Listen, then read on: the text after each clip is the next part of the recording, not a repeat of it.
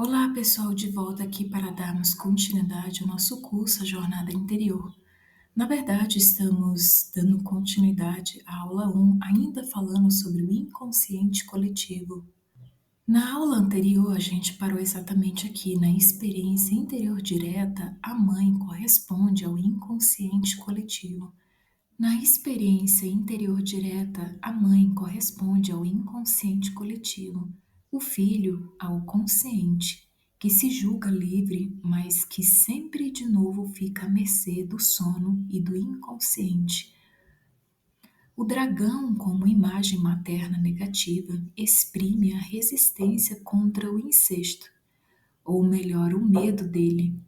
O dragão e a serpente são representantes simbólicos do medo das consequências da quebra do tabu, da regressão para o incesto.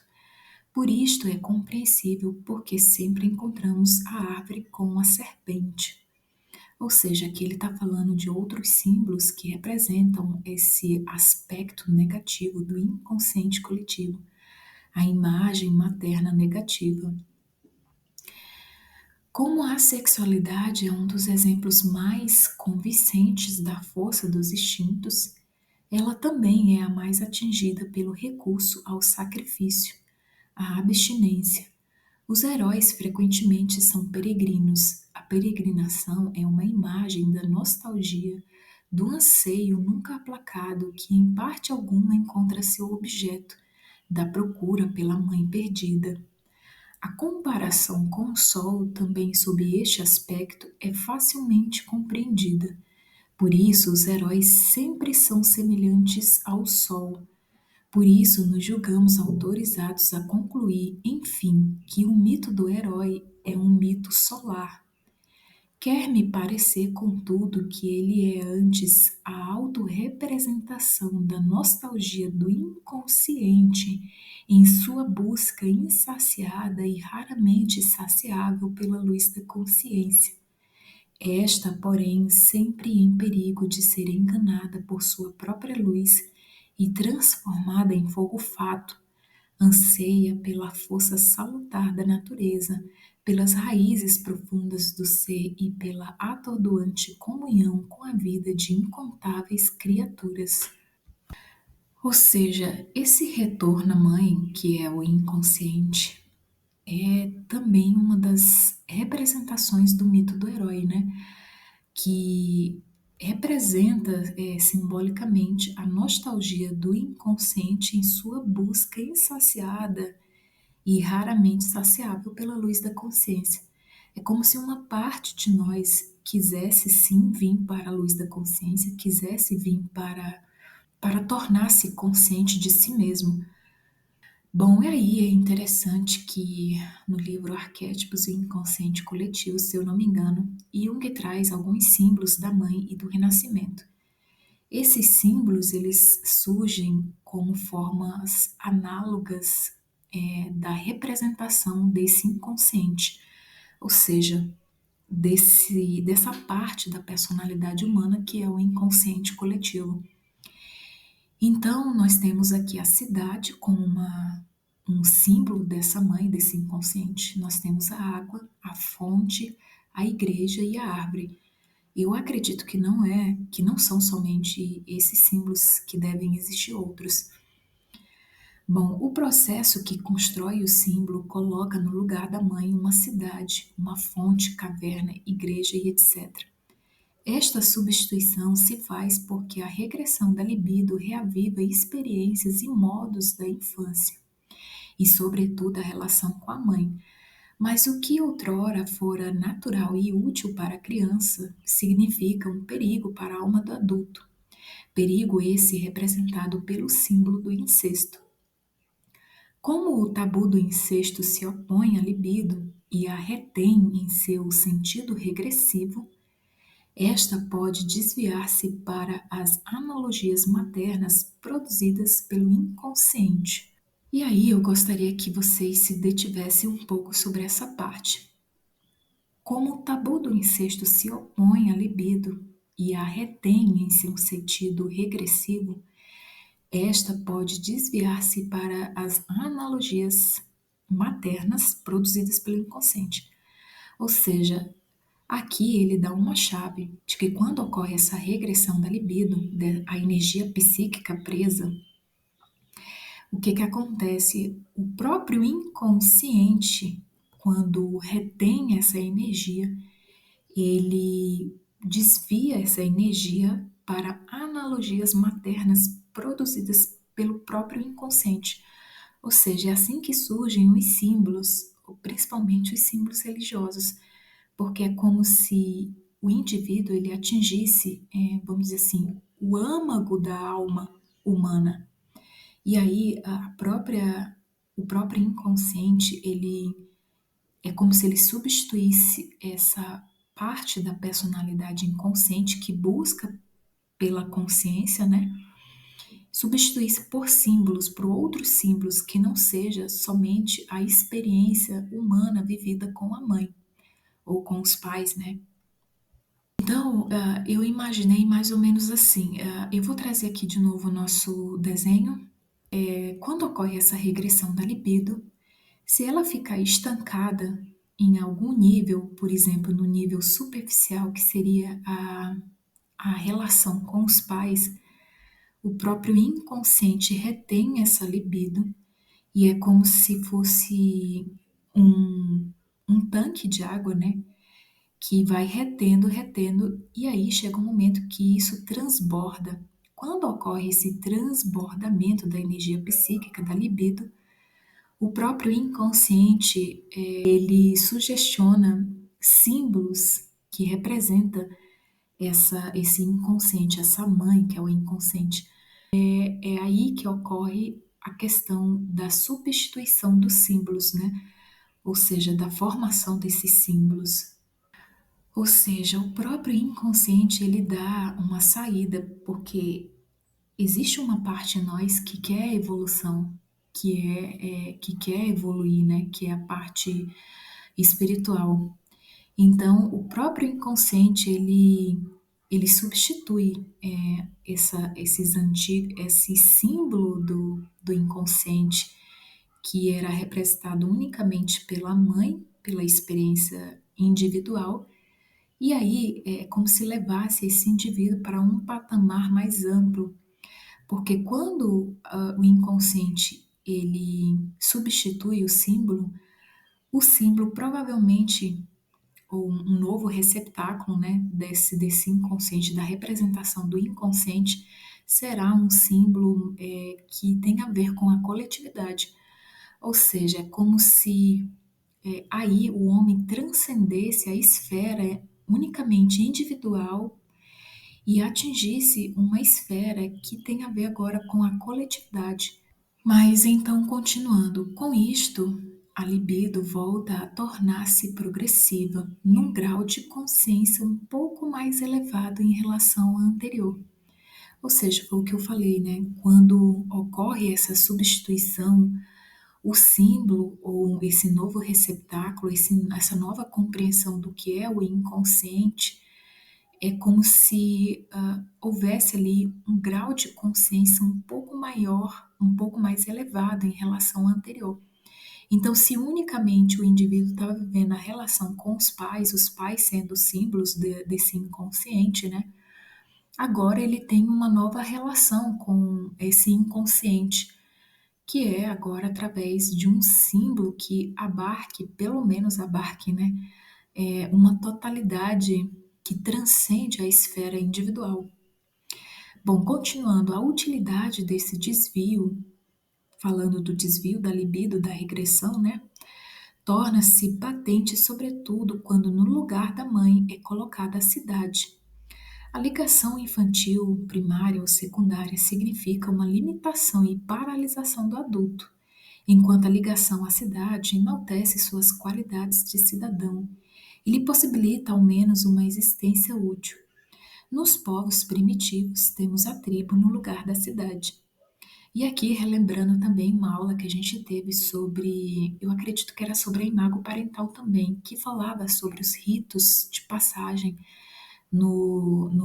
nessas tribos, né, no primitivo, né, tribo primitiva, em que o adolescente, quando passava para a fase adulta, passava por um rito de passagem, onde havia o rompimento, né, dessa ligação inconsciente materna, né, porque a gente sabe que essa ligação materna inconsciente ela pode prejudicar a criança, porque o adolescente que está entrando na fase adulta, porque ele pode ficar preso aí, né? Ou seja, justamente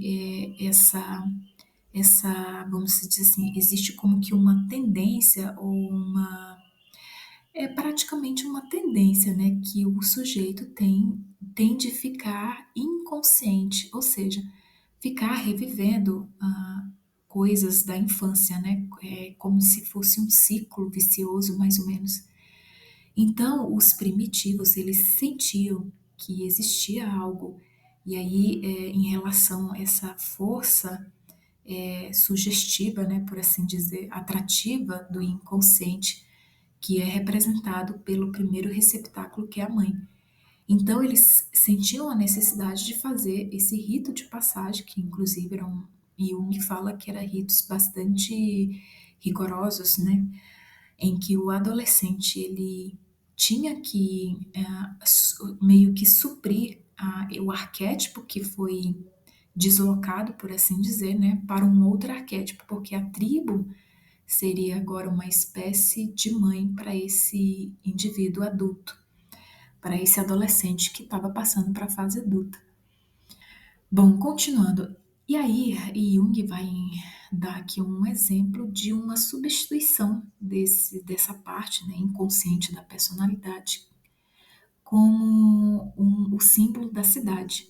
E ele diz o seguinte: encontramos a simbólica da cidade bem desenvolvida no Apocalipse de João, onde duas cidades exercem um papel importante, uma por ele repudiada e amaldiçoada, e a outra almejada. Então lemos o trecho do Apocalipse. Vem e te mostrarei o juízo da grande prostituta sentada entre as grandes águas.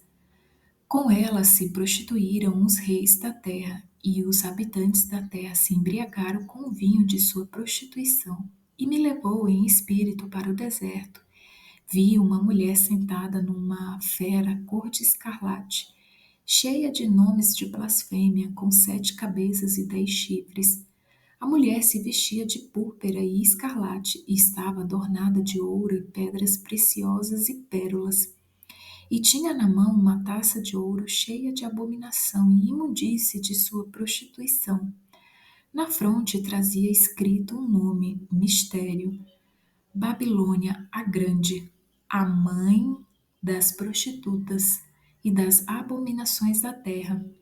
Vi que a mulher estava embriagada com o sangue dos santos e com o sangue dos mártires de Jesus. Seu aspecto me encheu de grande assombro. E aí Jung vai falar um pouco sobre esse texto, né? Segue-se no texto uma interpretação difícil de compreender. Destacamos apenas que as 7 cabeças do dragão significam 7 montanhas sobre as quais a mulher está sentada. Poderia tratar-se aqui de uma clara referência a Roma, a cidade cujo poder mundano oprimia o mundo e a época do autor do Apocalipse. As águas sobre as quais está a mulher, a mãe, são os povos, as nações e as línguas.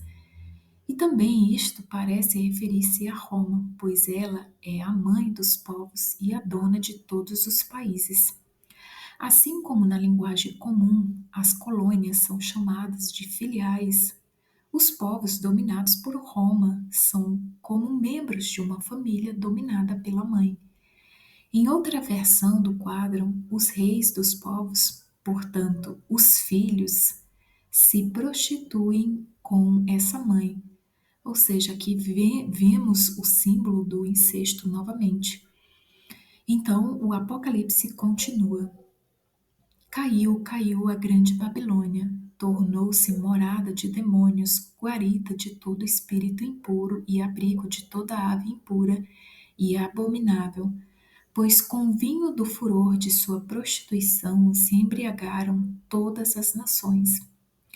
E aí Jung vai falar sobre isso. Assim, esta mãe torna-se não só a mãe de todos os horrores, mas também o receptáculo de todo o mal e de toda a impureza.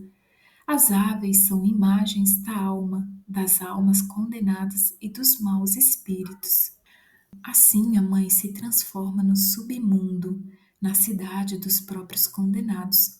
Reconhecemos na antiga imagem da mulher montada no dragão a já mencionada Equidna, mãe de todos os monstros infernais. Na mitologia grega, Equidna era uma criatura gigante, metade mulher e metade serpente, que deu origem a alguns dos monstros mais famosos da Grécia. Babilônia é a figura da mãe terrível, que, com tentação diabólica, induz todos os povos à prostituição e os embebeda com seu vinho. A embriaguez aqui está em relação direta com a lascívia, pois ela também é um símbolo da libido, como já vimos no paralelo entre o fogo e sol.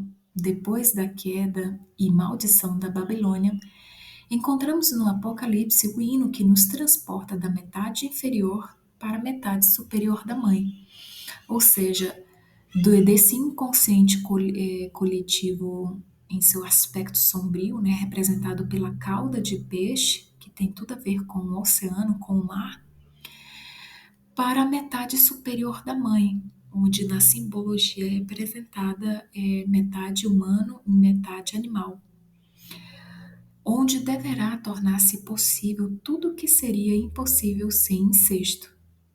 Então lemos novamente um outro trecho aqui do Apocalipse. Aleluia, porque estabeleceu seu reino o Senhor, Deus Todo-Poderoso. Alegremo-nos, exultemos e demos glória, porque se aproxima as núpcias do Cordeiro. A esposa está preparada. Foi-lhe dado vestir linho brilhante e puro, pois o linho são as obras justas dos santos. E ele me disse: escreve, felizes os convidados para o banquete nupcial do Cordeiro. Bom, Jung vai dizer: o Cordeiro é o filho do homem que festeja suas bodas com a esposa. A princípio, não sabemos o que é ou quem é a esposa, mas o Apocalipse nos mostra que a mulher é a noiva do Cordeiro. Bom, aí nós lemos outro trecho do Apocalipse que diz: vem que te mostrarei a noiva, a esposa do Cordeiro.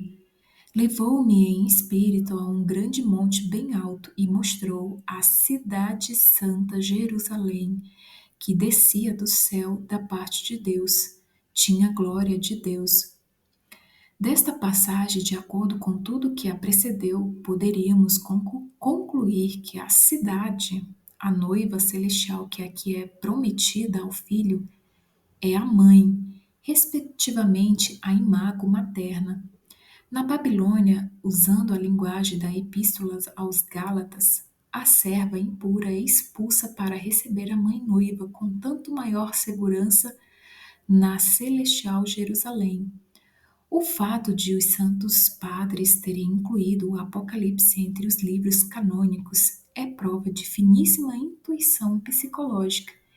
Ele é uma fonte preciosa da simbologia do cristianismo primitivo. Os demais atributos conferidos à celestial Jerusalém tornam seu significado de mãe indubitável. E aí, novamente, um outro trecho do livro Apocalipse, né? E mostrou-me então um rio de água da vida, pura como cristal, saía do trono de Deus e do Cordeiro. No meio da rua da cidade, de um lado e de outro do rio, havia uma árvore da vida que dava 12 frutos, cada fruto em seu mês. As folhas da árvore eram saudáveis para as nações. Já não haverá maldição alguma.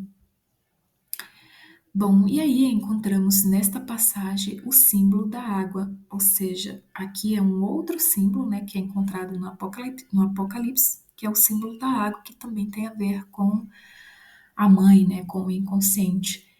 Encontramos nesta passagem o símbolo da água, o mesmo que vimos na menção de Ógenes e sua relação com a cidade.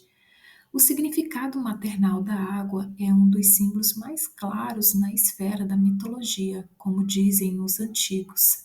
O mar, símbolo do nascimento. A vida vem da água, daí também os dois deuses que aqui mais nos interessam, Cristo e Mitra. Este último, ou seja, Mitra, nasceu às margens de um rio. Cristo renasce no Rio Jordão. Além disso, nasceu da fonte eterna de amor, da Mãe de Deus, que a lenda pagã cristã transformou em ninfa da fonte. A fonte também existe no mitraísmo, ou seja, a fonte perene ou fonte eterna. Uma inspiração de Abulum leva à dedicatória à fonte permanente eterna. Em persa, Ardivissura é a fonte com a água da vida. Ardivissura Anahita é uma deusa da água e do mar, assim como Afrodite é a nascida na espuma. Ou seja, a Afrodite também ela é um símbolo do inconsciente, né? Nos Vedas, as águas chamavam-se Matritamaha, as mais maternais. Tudo que é vivo emerge da água, como o sol, e no fim do dia torna a nela submergir. Nascido das fontes dos rios e dos mares, o homem na morte chega às águas do Estige para iniciar a viagem noturna pelo mar. As águas negras da morte são as águas da vida. A morte, com seu frio abraço, é o seio materno, assim como o mar de fato traga o sol, mas o faz renascer do seio materno. Ou seja, essa viagem noturna pelo mar é o simbolismo dessa regressão da libido, onde o ser humano, o indivíduo, enfrenta a mãe, né? Enfrenta o inconsciente. E aí, voltando ao assunto do simbolismo, né, que o próprio inconsciente ele sugestiona, por assim dizer, uma substituição do simbolismo que representa o inconsciente.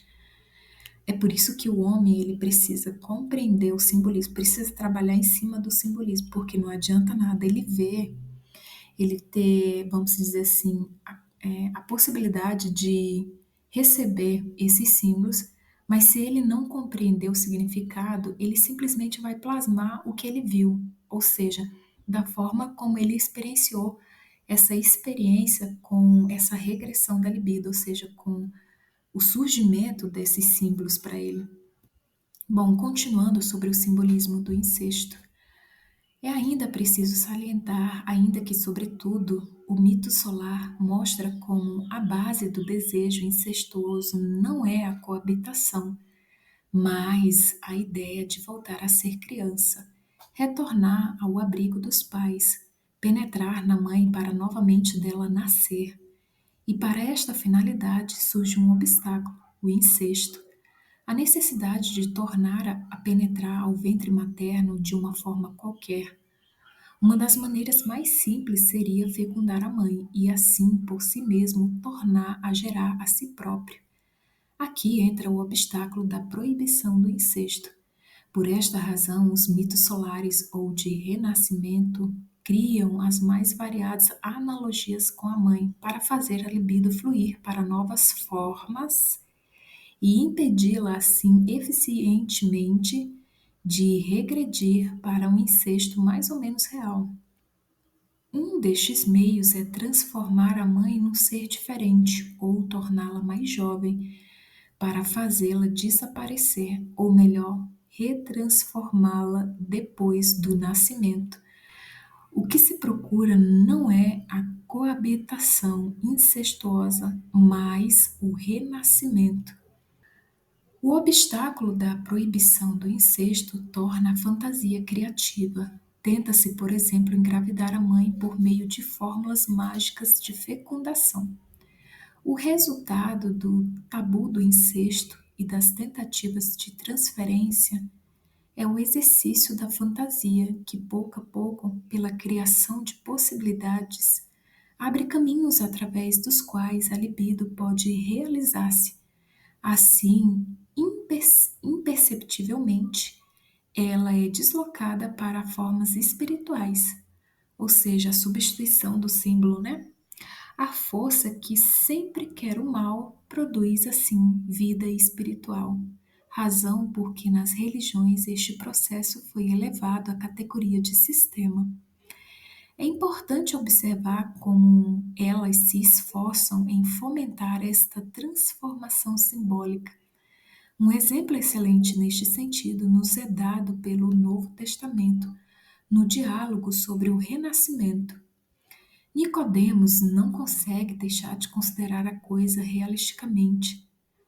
Como o homem pode nascer se já velho? Acaso pode entrar de novo no seio da mãe e tornar a renascer? Mas Jesus quer elevar e purificar o conceito sensual do espírito materialista e modorrento de Nicodemos. Ele anuncia, no fundo, a mesma coisa, e que não é a mesma coisa. Ele diz: em verdade te digo, quem não nascer da água, água que como simbolismo da mãe, né, do inconsciente, quem não nascer da água e do Espírito Santo não pode entrar no reino de Deus. O que nasce da carne é carne, mas quem nasce do Espírito é Espírito. Não te admires de ter dito, é preciso nascer do alto. O vento sopra onde quer e lhe ouves a voz, mas não sabes de onde vem nem para onde vai. Assim é todo aquele que nasceu do Espírito. Nascer da água quer dizer originalmente nascer do Espírito, ser gerado pelo sopro fecundado do vento. Na exortação de Jesus a Nicodemos encontramos esta imposição. Não penses de modo carnal, pois então serás carne, mas pensa simbolicamente e então serás espírito. É evidente o quanto esta atração pelo simbólico educa e promove o homem. Nicodemos permaneceria aferrado ao cotidiano grosseiro se não conseguisse elevar-se simbolicamente acima de seu concretismo.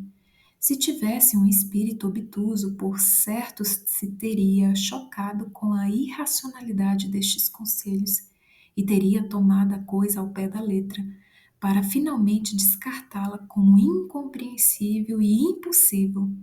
Mas as palavras de Jesus têm tanta força de sugestão porque expressam verdades simbólicas fundamentadas na estrutura psíquica do homem. A verdade empírica não liberta o homem de suas amarras sensuais, pois lhe mostra apenas que sempre foi assim e também não poderia ser diferente. Mas a verdade simbólica que coloca a água no lugar de mãe, espírito ou fogo no lugar de pai, oferece uma nova saída à libido presa na assim chamada tendência incestuosa, liberta-a e a conduz para uma forma espiritual. Assim, um homem, como ser espiritual, volta a ser criança e a nascer em meio a um círculo de irmãos. Mas sua mãe é a comunidade dos santos, a igreja, e o seu círculo de irmãos é a humanidade, com a qual torna a unir-se no patrimônio comum da verdade simbólica. Ao que parece, este processo foi particularmente necessário na época em que se originou o cristianismo, pois faltava completamente o sentimento de solidariedade entre os homens devido aos enormes contrastes entre a escravidão e a liberdade do burguês e senhor.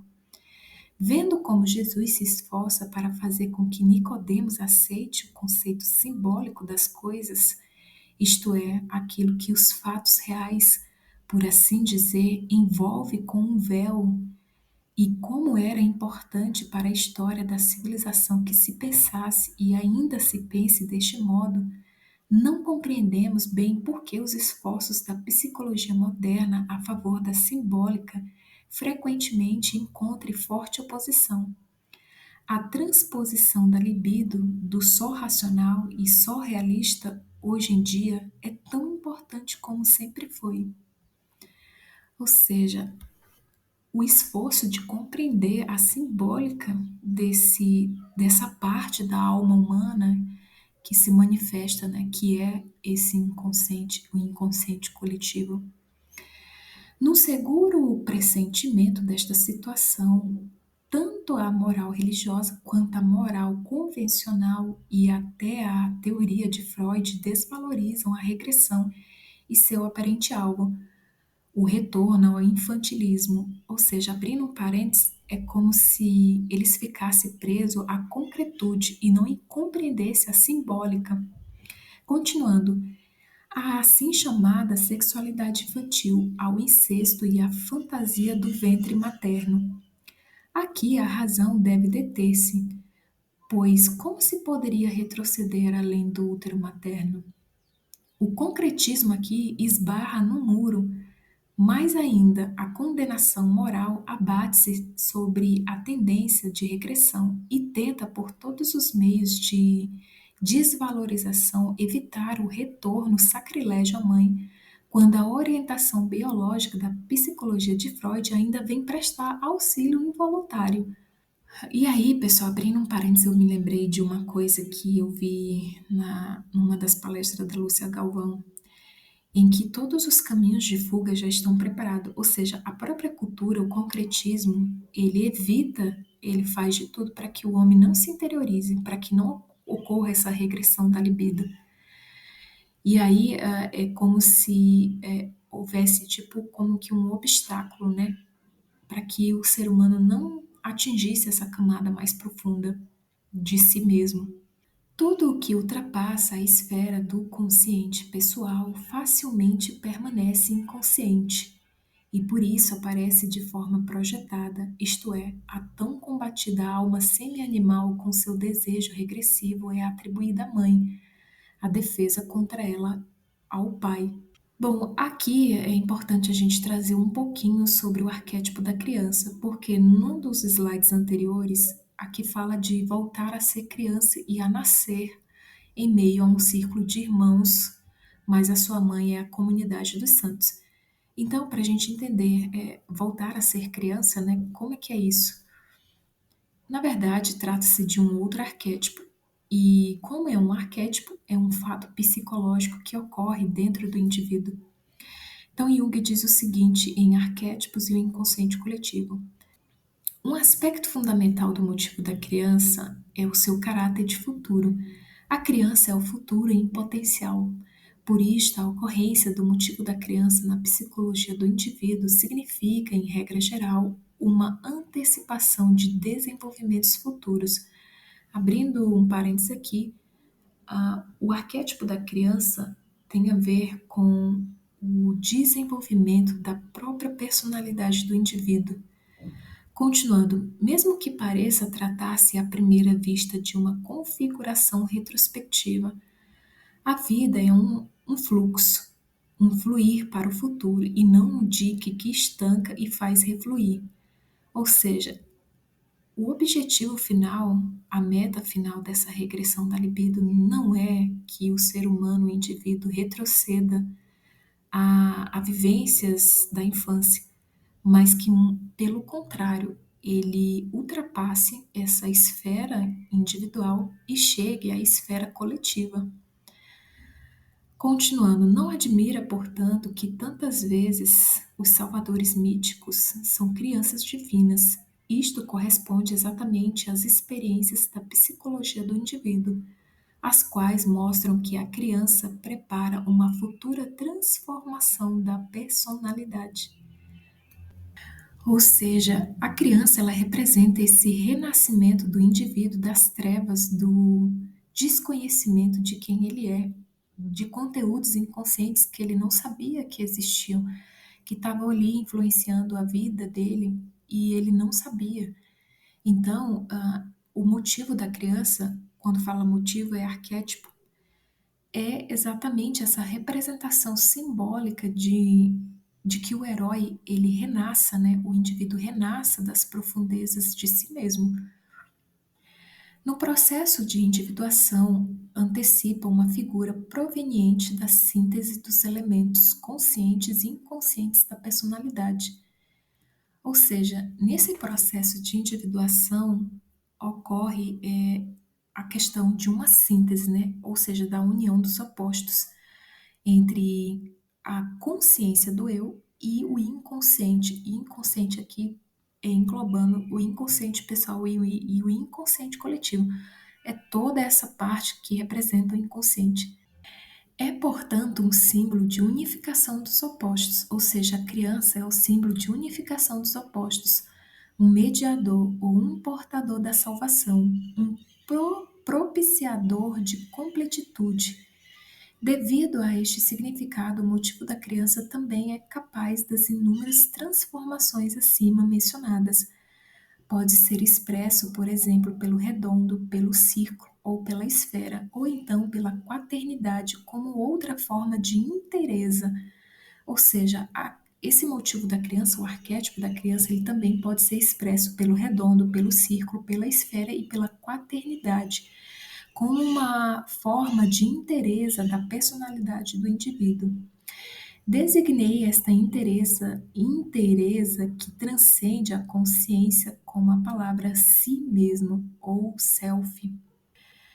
Talvez não seja supérfluo mencionar um preconceito de caráter leigo que sempre tende a confundir o motivo da criança com a experiência concreta da criança, como se a criança real fosse o pressuposto causal da existência do motivo da criança. Ou seja, não confundir aqui o arquétipo da criança com a experiência da criança, ou seja, da criança real física, não é isso. Na realidade psicológica, porém, a representação empírica da criança é apenas um meio de expressão e nem mesmo o único para falar de um fato anímico impossível de apreender de outra forma. Ou seja, o símbolo da criança, ele representa um fato anímico impossível de aprender de outra forma. Por este motivo, a representação mitológica da criança não é de forma alguma uma cópia da criança empírica, ou seja, da criança real física, mas um símbolo fácil de ser reconhecido como tal. Trata-se de uma criança divina, prodigiosa, não precisamente humana, gerada, nascida e criada em circunstâncias totalmente extraordinárias. Seus feitos são tão maravilhosos ou monstruosos como a sua natureza ou constituição corporal. E unicamente graças a essas propriedades não empíricas que temos necessidade de falar de um motivo da criança. Além disso, a criança mitológica varia, ora é Deus, ora gigante, ora o pequeno polegar, ora o animal, ora etc. O que aponta para uma causalidade que é tudo menos racional ou concretamente humana. O mesmo vale para os arquétipos pai e mãe, os quais, mitologicamente falando, são símbolos irracionais. Ou seja, não adianta querer compreender apenas pelo lado racional, pela razão, os arquétipos, porque não vai compreender. É necessário uma outra função da psique humana que ajude o indivíduo a compreender, e essa outra função da psique humana é o sentimento, é o que dá valor, é o que tem a ver com o inconsciente. Por isso, a regressão só aparentemente leva de volta a mãe. Esta, em verdade, é a porta que se abre para o inconsciente. Mas a projeção nunca é um meio de cura. Ela impede o conflito só aparentemente e, em contrapartida, produz uma neurose que, por sua vez, permite a fuga para a doença. Mas a terapia precisa apoiar a regressão até que esta alcance o estado pré-natal. Pois deve-se levar em conta aqui que a mãe, na realidade, é uma imago, uma simples figura psíquica que possui conteúdos inconscientes muito importantes, embora variados. A mãe, como primeira encarnação do arquétipo da ânima, até personifica todo o inconsciente. Por isso, a regressão só aparentemente leva de volta a mãe. Esta, em verdade, é a porta que se abre para o inconsciente, para o reino das mães. Quem entra por esta porta submete toda a personalidade consciente de seu eu à influência dominadora do inconsciente. Ou, se tiver a sensação de ter entrado por engano ou que alguém lhe causara o contratempo de empurrá-lo para dentro, se defenderá desesperadamente. sem que sua resistência lhe traga vantagens, pois a regressão, se não for dificultada, não estaciona na mãe, mas regride para além desta, até um assim chamado eterno feminino pré-natal ao mundo primitivo das possibilidades arquetípicas, onde, envolta por visões de infinitas criaturas, a divina criança dorme procurando o despertar de sua consciência. Este filho é o germe do todo que o caracteriza através dos símbolos que lhe são próprios. Quando Jonas foi engolido pela baleia, ele não estava simplesmente preso no ventre do monstro, mas, como diz Paracelso, viu ali enormes mistérios. Essa ideia provavelmente provém de Pirquet de Robin Eliezer, onde se lê: Jonas ingressou em sua boca, ou seja, a boca do peixe, como um homem que entra numa ampla sinagoga e para. Os dois olhos do peixe eram como duas clarabóias que traziam luz para Jonas. Rob Meyer disse: uma pérola estava suspensa nas vísceras do peixe, que trazia luz a Jonas como o sol ao meio-dia, e lhe permitia ver tudo o que havia no mar e no abismo e etc. Nas trevas do inconsciente está escondido um tesouro, justamente a preciosidade dificilmente alcançada, que em nosso texto, como em muitas ocasiões, é caracterizada como pérola ou como mistério em Paracelso, o que significa um fascínio por excelência. Estas possibilidades de uma vida e de um caminhar espirituais ou simbólicos constituem o alvo final mais inconsciente da regressão, para que a libido em regressão não fique presa na materialidade materna, mãe corporal. Os símbolos acodem como expressão, ponte e indicação. Ou seja, essa parte desse trecho do livro diz muita coisa, porque o alvo final dessa regressão da libido não é exatamente a convivência, a vivência com os pais, mas na verdade, é um caminhar espiritual, né? Um caminhar mais simbólico. Ou seja, o ser humano é como se ele sofresse uma transformação. Ele compreende coisas que antes ele não sequer sabia que existia, que era dessa forma. Bom, é a imago materna que, de um lado, se transforma no maior perigo para o herói, mas justamente por isso também na única fonte de seus atos e de sua ascensão. Sua ascensão significa uma renovação da luz, um renascimento do consciente a partir das trevas, isto é, da regressão ao inconsciente. É como se a consciência ela expandisse, ou seja, essa expansão ela é representada por um renascimento. E aí, voltando de novo aqui ao nosso desenho, então essa regressão da libido, ela desce, por assim dizer, né? Desce nessas camadas e chega a uma fase infantil. Só que essa fase infantil, a libido, ela pode ficar estancada aí, mas ela também pode descer mais ainda. Quando ela desce, ela chega a uma fase pré-consciente ou pré-natal. E a minha percepção é de que essa fase que ela chega, que é pré-consciente e pré-natal, não é em referência ao indivíduo, mas é um aspecto pré-consciente da infância da alma coletiva.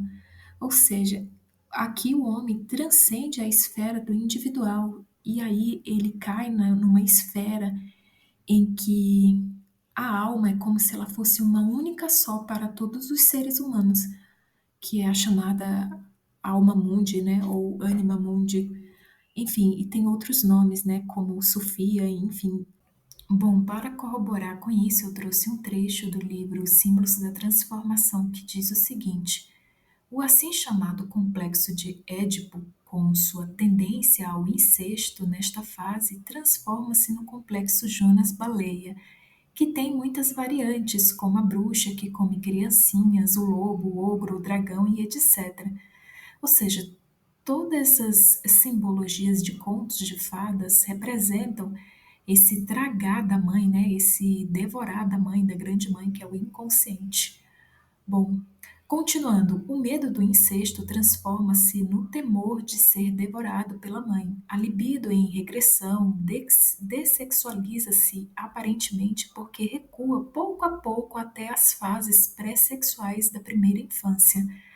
Também ali não detém, mas retrocede até o estado intrauterino pré-natal, o que não deve ser tomado ao pé da letra e sai da esfera psicológica pessoal para entrar na da psique coletiva, isto é, Jonas vê os mistérios, as representações coletivas dentro da barriga da baleia.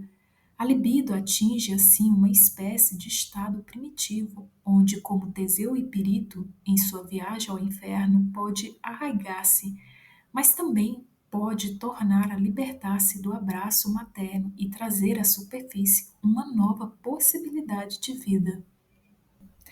Ou seja, aqui confirma o que a gente falou aqui em relação a essa descida ao inconsciente coletivo, onde essa fase pré-consciente, pré-natal, intrauterina, na verdade, é a psique coletiva, ou seja, é a alma coletiva. E aqui é exatamente onde não há individualidade, onde o todo está tudo misturado. Bom, pessoal, e aí eu trouxe aqui um símbolo, mais um símbolo desse aspecto destruidor, devorador, né, do inconsciente, que é a grande mãe terrível. Nós temos aqui um símbolo da mitologia hindu, que é a deusa antropófaga Kali, que representa esse aspecto destruidor do inconsciente. Mas a destruição, na verdade, é para que haja um renascimento, né? Para que a energia ela assuma novas formas e não fique presa em formas que já deviam ter sido deixadas, né? Já deviam ter sido desapegadas. Bom, e aí nós temos aqui o nosso símbolo, né, que eu trouxe na aula passada, que é a cruz. E nesse caso aqui, a reta azul, ela representa a profundidade, ou seja, o inconsciente que tem a ver com o tempo, a história do espírito humano ou a eternidade, porque ele sempre vai existir. Toda criança que nasce, ela nasce, por assim dizer, carregando uma parte dessa história do espírito humano. O próprio cérebro, né, a formação do cérebro é um resultado dos nossos antepassados, né, ou seja, da evolução dos nossos antepassados.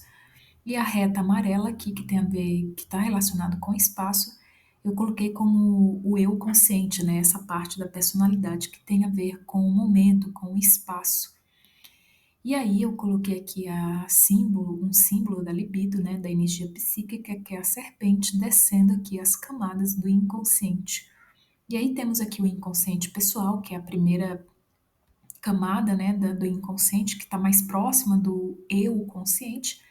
Depois temos a camada aqui das fases pré-sexuais da primeira infância. E por último, aqui é um estado intrauterino ou pré-natal, que não é necessariamente o do indivíduo, mas sim da psique coletiva, ou seja, entra numa esfera que já não está mais na esfera da individualidade, né? E sim na esfera coletiva. E aí Jung vai falar um pouco sobre isto.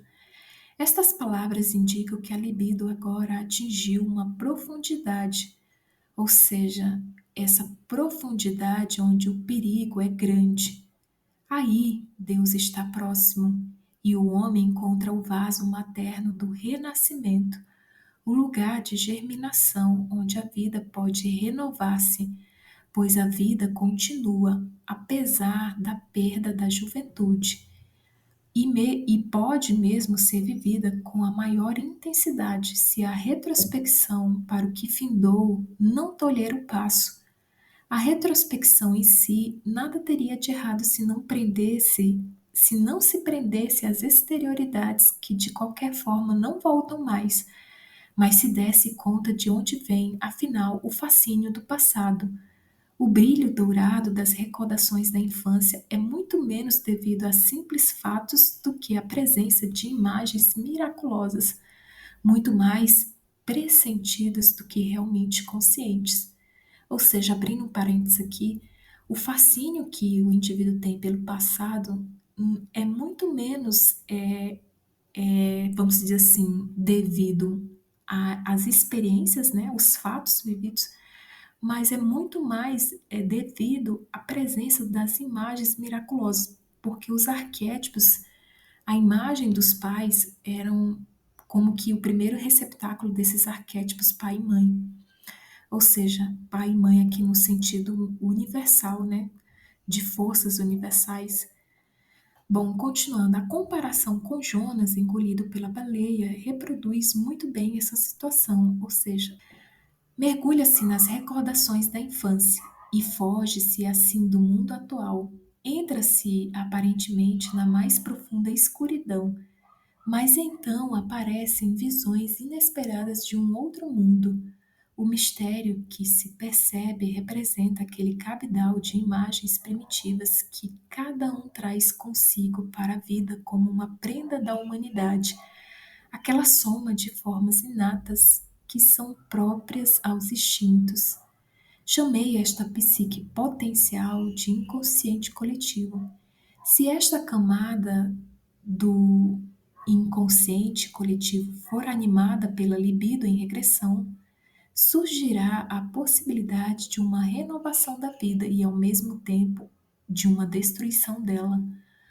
Uma regressão coerente significa uma reassociação com o mundo dos instintos naturais, que constitui matéria primordial também sob o aspecto formal e ideal. Se esta pode ser captada pelo consciente, ou seja, se essa camada mais profunda da psique, que é o inconsciente coletivo, pode ser captado pelo consciente, ela determinará uma reanimação e reordenação. Mas se o consciente for incapaz de assimilar os conteúdos vindos do inconsciente, cria-se uma situação perigosa na qual os novos conteúdos conservam sua forma original, caótica e arcaica, e com isto rompe a unidade do consciente. O distúrbio mental daí resultante chama-se, por isto, caracteristicamente esquizofrenia, ou seja, loucura por cisão. Foi aquilo que eu falei, pessoal, que essas imagens elas são brutas, ou seja, são imagens arcaicas, e aí é necessário compreender o sentido delas, ou seja, entender o significado, o valor delas para o momento presente.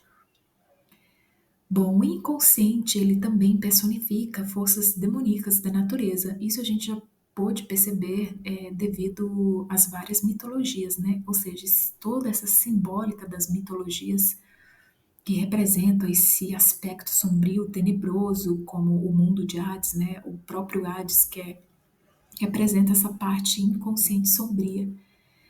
Então, no livro Psicologia e Alquimia diz o seguinte: o poder da divindade manifesta-se não só no espírito, mas também no aspecto animalesco e selvagem da natureza.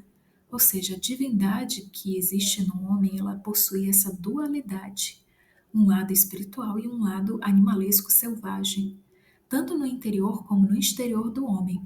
A divindade é ambivalente, enquanto o homem permanece conectado com a natureza. A interpretação unilateral de Deus como sumo bono, ou seja, de que Deus é somente bom, é nitidamente contra a natura, ou seja, é nitidamente contra a natureza. Eis porque o Mercúrios ambivalente revela o paganismo secreto da alquimia.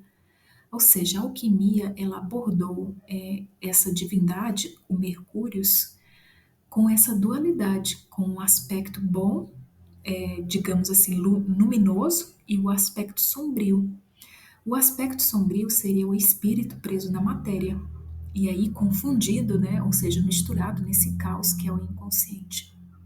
Contrariamente a isto, a andrógena de Cristo, concebida exclusivamente como espiritual e simbólica, escapa a qualquer conexão com a natureza, justamente porque a andrógena de Cristo, ela também possui só um lado, né, que é espiritual. Isso também vai contra a natureza. E aí houve a existência da contrapartida, que é o príncipe deste mundo, E aí ele fala: a existência da contrapartida do príncipe deste mundo trai, porém, a polaridade insinuada pela andrógena da divindade manifestada no filho. Ou seja, se os símbolos eles são interpretados, são plasmados unicamente com um lado, por exemplo, o lado luminoso somente, o lado espiritual, necessariamente vai ter que haver a criação de símbolos que represente o lado mal, porque a natureza ela é dual, não tem como escapar dessa dualidade. Então, assim, por isso que existe tantos símbolos, né, que é para representar esses dois lados da personalidade humana, por assim dizer. Ou, na verdade, esses dois mundos, essas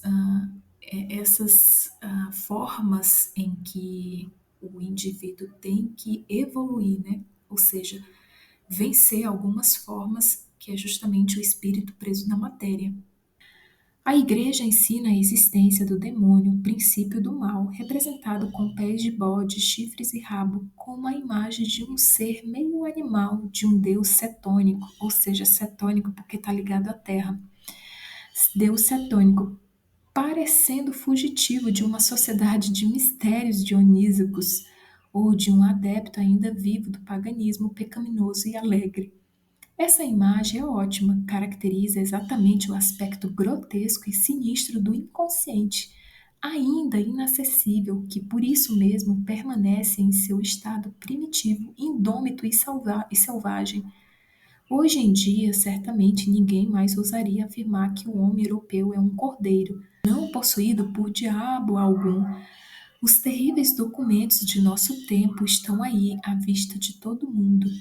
Sua monstruosidade ultrapassa tudo o que nos tempos antigos se esperava conseguir, sem contudo dispor dos meios necessários para tal. Ou seja, que ele faz uma referência às guerras mundiais que houveram, né, na época em que ele estava escrevendo os livros, né? Se o inconsciente fosse apenas nefasto, apenas mal, como muitos gostariam que fosse, a situação seria simples e o caminho bem definido. Praticar-se-ia o bem e se evitaria o mal. Mas o que é bem e o que é mal? O inconsciente não é só natureza e mal, é fonte também dos bens supremos. Não é só escuro, também é claro. Não é só animal, semi-humano e demoníaco, também é sobre-humano, de natureza espiritual e divina, no sentido antigo da palavra. Mercúrio, que personifica o inconsciente, é essencialmente duplex, de natureza dupla e paradoxal. Diabo, monstro animal e ao mesmo tempo remédio salutar, filho dos filósofos, sabedoria de Deus e dom do Espírito Santo. Este estado de coisas destrói toda a esperança de solução fácil. Ou seja, essa dualidade que o inconsciente representa, né, ao mesmo tempo o perigo de um inconsciente obscuro, tenebroso, o próprio caos manifestado, e ao mesmo tempo fonte de renascimento, de sabedoria oculta, de renovação da personalidade, enfim. Todo o esforço da humanidade concentrou-se por isso na consolidação da consciência, ou seja, exatamente por causa desse aspecto sombrio do inconsciente, né? Os ritos serviam para esse fim, assim como as representações coletivas, os dogmas, eles eram os muros construídos contra os perigos do inconsciente, ou seja, os perigos da alma. O rito primitivo consiste, pois, em exorcizar os espíritos, quebrar feitiços, desviando dos maus agouros. Consiste também em propiciação, purificação e coisas análogas, isto é, na produção mágica do acontecimento auxiliador. São esses muros erigidos desde os primórdios que se tornaram mais tarde os fundamentos da Igreja. Ou seja, a maioria dos símbolos da Igreja vem, né, praticamente dessa parte do inconsciente da mãe, né, que é o inconsciente. Portanto, são estes os muros que desabam quando os símbolos perdem a sua vitalidade. Então, o nível das águas sobe e catástrofes incomensuráveis se precipitam sobre a humanidade. O chefe religioso dos pueblos de Taos disse certa vez: os americanos deveriam parar de perseguir nossa religião, pois se esta desaparecer e não pudermos mais ajudar nosso pai, o sol, a atravessar o céu, os americanos e o mundo inteiro sofrerão com isso. Dentro de 10 anos o sol não vai mais nascer. Ou seja, isso significa que a noite virá e a luz da consciência vai extinguir-se, irrompendo o mar escuro do inconsciente. Ou seja, tudo isso é simbólico, né? Essa questão do mar inconsciente irromper significa que os conteúdos inconscientes irromperão na consciência dos indivíduos. Existe esse perigo, né? Na verdade. Bom, pessoal, então finalizando a nossa aula, aqui eu entraria na parte do inconsciente coletivo e o eu consciente. E então vai ficar para a próxima aula. Bom, esses foram os livros que fizeram parte da nossa aula, então nos vemos agora na próxima aula e no próximo vídeo. Até breve. Tchau, tchau.